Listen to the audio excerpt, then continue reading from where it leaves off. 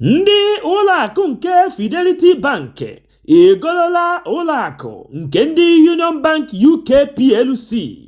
Ogbu onye akpa ntị na-eme ka ị mara na ego ahụ nke ịsụbara n'aka ndị Union Bank nọkwazi n'aka ndị Fidelity Bank.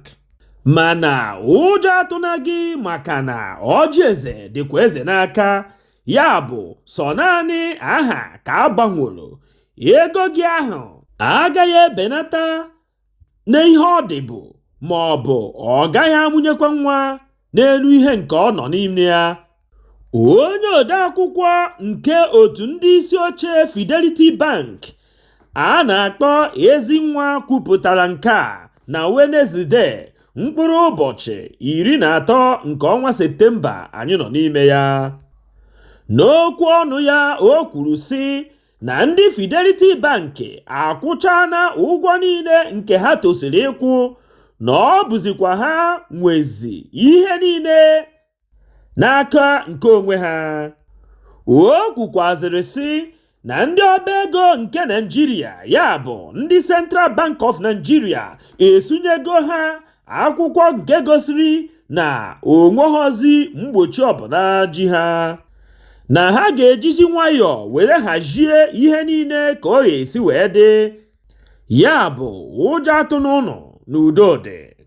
Onye isi ala nke mba Russia a na-akpọ Putin na onye isi ala nke ndị North Korea Jong ezukọtana ma kpakọọ isi ọnụ nke were ha awa 4 n'ime ụlọ. Onye makwanụ ngwugwu nke ha na-ekechikọnọta. Ndị onyokomite anyị mere ka anyị mara na nzukọ nke ha abụọ mere bụ ihe nke gara nke ọma. O kwuru sị na ha nwere ezigbo nkwekọrịta nke ga-amịtara obodo ha abụọ mkpụrụ ọma nke tọrọ atọ n'ọdịnihu. Mekwara ka anyị mara na Kim, ya bụ onye isi nke ndị North Korea, hapụrụ obodo Russia n'ezigbote aṅụrị na afọ ojuju. Ndị niile na-agba ajụjụ ọnụ jupụtakwara n'ebe ahụ ma na-agba mbọ ka ha mara ihe ha abụọ kpakọrịtara na ụka nke ha kpara, mana ha ekweghị atụpere onye ọbụla azụ ma ọ bụrụgodo obere. Ya bụ nke a gosiri na ha abụọ kpara nkata nke mmiri enweghị ike ịtụpụ n'ime ya.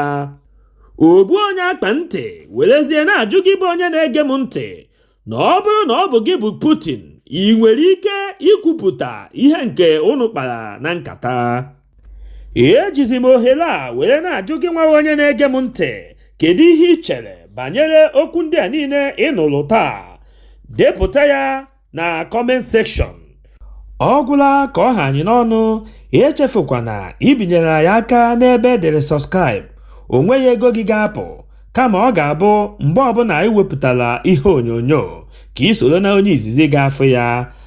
Gbakwa mbọ hụ na ị tụsara ozi a ka o rute nwanne gị ma onye ọbụla. Udo dịrị ụnụ.